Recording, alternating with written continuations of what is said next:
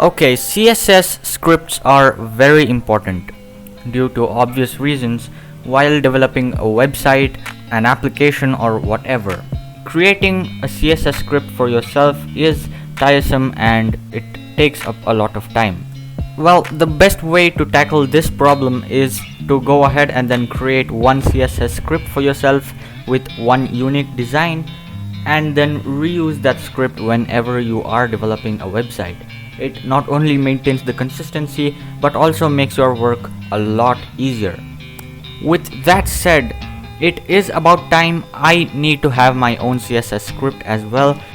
Through this I can have a specific unique design for myself which could be useful in maintaining the consistency of all the products which I might develop in the future. So let's just get started with the CSS. Okay, so this video is going to be a part of a series of more videos coming up in the future.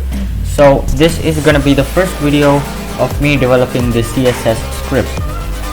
So in this video we are just gonna focus on creating the button and the label design. So let's just get started with Figma, and here's where I'm gonna go ahead and then create a new frame and then just design what I want.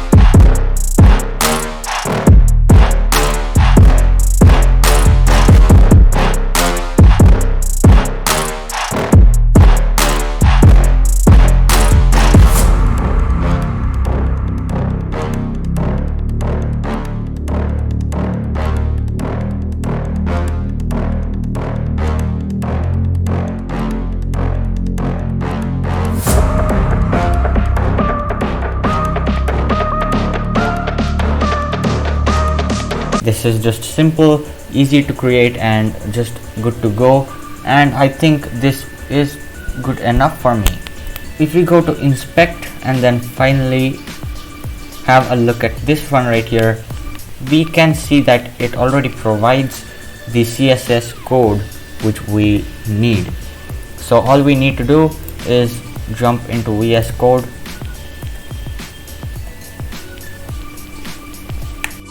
So all we need to do now is jump into Sublime Text Editor and then go ahead and then get started with what we want. In my case, I'm just gonna go ahead, first of all create a HTML file and then save it anywhere I want. And then finally just get started with some clean HTML code. I'm gonna set the title of this to be sample. You can set it to literally anything. You can even leave it completely empty because this is clearly just a place where you want to see your CSS code. You're however just gonna delete this, so it's your wish.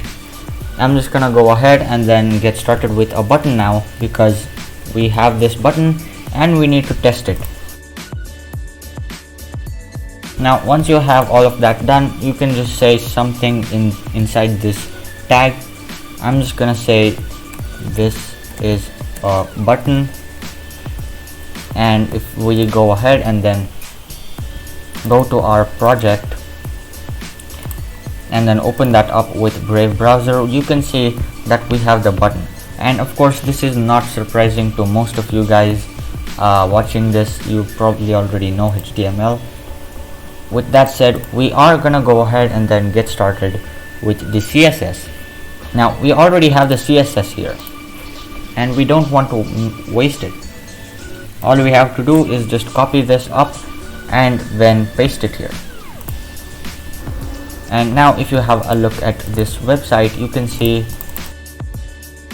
I forgot to link the style sheet to the HTML file. So now if I just type in index.css, which is the name of the file right here, we have linked the HTML file to the index file. So now if we go ahead and then reload it, you can see that it works. Well, it works partially. Now, the first major thing being the background radius, the border radius, and for that we are just gonna go ahead and then say border radius is equal to, let's just say 2% for now. I just want to have a look at that, and it really isn't what I wanted, so 20%. Alright, maybe instead of percent we can use rem. Okay, that works well. And I'm okay with this. Now the next thing which we want to have a look at is the background. I'm gonna go ahead and then set a background image to be a linear gradient, and then I'm gonna of course select some colors which I want from here.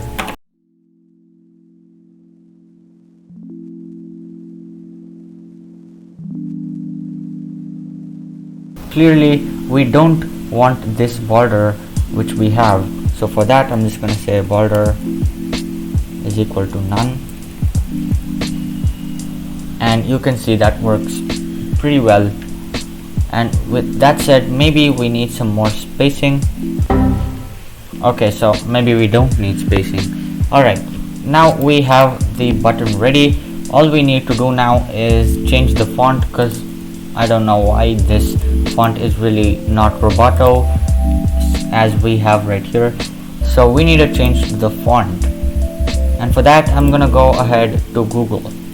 Okay, so after having a look at a lot of web pages, I just decided to go with the formal Arial font for the design of the button, and you can see instantly the proportion of the font size is not correct with the proportion of the button background, and it really doesn't look like a button itself. So for that I'm gonna go ahead and then first of all just change the text to something smaller just to make it seem more button like, and then finally change the proportion of the size of the font and then the background. And for that I'm gonna go ahead and then just change the padding of this to, let's just say 2 rem, and that should make it a lot better. Okay, maybe it's just gotten a lot worse, but let's just change it to what we want. Okay, so this looks a lot better. The font size is perfectly in match with the background size, and the padding is of course increased to whatever this is, and then finally it looks fairly good for now. Now the button is of course created and it looks good, but of course when I hover over it nothing really happens, and that is the next thing which I'm gonna do. Button hover. Now just to test out whether this is working, I'm just gonna say background to be white for now, and then let's just say have a look. It's really not working. Maybe, yeah, now it's working. That's awesome. We can just get started with the background itself. When we hover over this button right here, we need the button to change to a slightly different color. In my case, let's just say I want to change it to, so for that I guess you have to just tinker around and then play with the colors, and then have a look at what's the best color theme for you and then change it there. Okay, so after having a look at some time, I decided to go with this color theme right here. So all I'm gonna do is just copy this color up and then paste it here, and of course for that I'm gonna use linear gradient, and then just paste up the color whatever I want.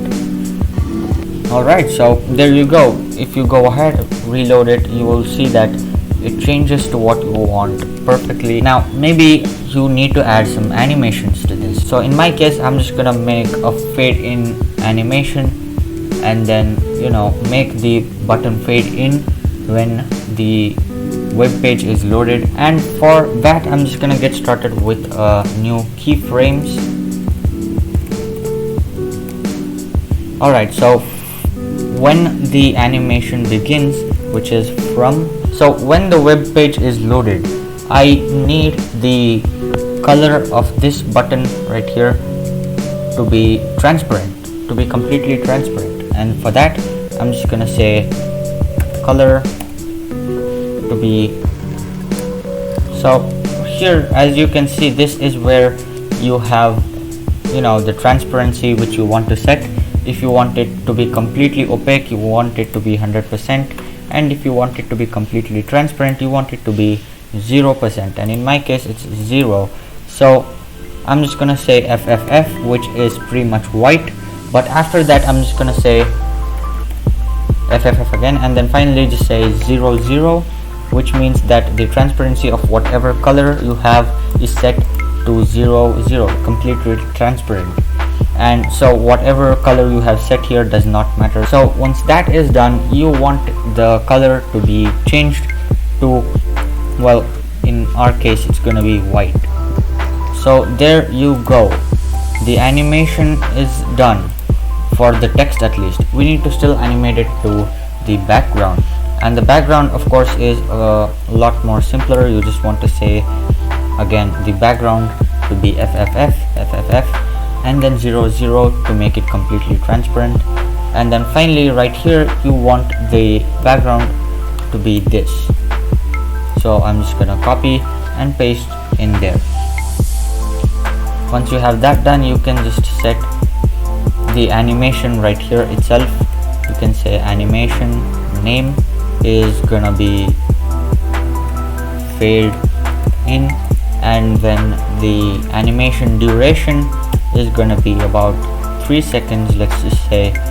And then the animation, if you now reload it, you can see in 3 seconds it's gonna go ahead and then change it to what you want. And by the way, I don't know why it has that sudden animation, but anyways it really just looks good, and that's what matters. And once we have that done, we can just get started with the hover animation, which of course we also need to do. In my case, this snappy hover animation, when we hover it is of course not so good, it doesn't look good. So I'm just gonna go ahead and then say I'm gonna name this as hover anim. And then finally I need the hover, and this is basically very easy. All you have to do is copy and paste this, and that's it. If you, and now of course you need to set this hover animation when it hovers. So I'm just gonna say animation name. So yeah, that is the button right there. We have the button done, and it works pretty well. Of course there is a lot more polishing to do, but I'm gonna go ahead and then keep this up to date and also post it on GitLab whenever you guys want it. With that said, we'll also get started with the body part and then just animate that. And yeah, background of this body, in my case I just want the background to be something easy on the eyes, and I'm just gonna go ahead and then tinker around and then have a look at which background I want. Okay, so maybe this one right here, this background looks pretty good.